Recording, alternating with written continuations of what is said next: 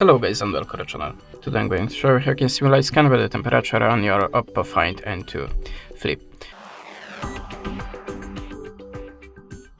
So at the start we have to open the Play Store, then look for the body temperature app. Choose that one and download it of course and install. After that we have to open it. Then click on the skip.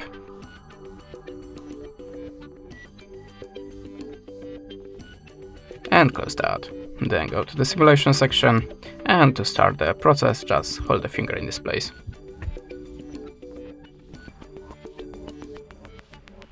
Now wait again to close that. And how you can see this is my result. If you want to save it, just click on this button and click save. That's it. Thanks for watching, leave us a subscribe or a comment, and goodbye.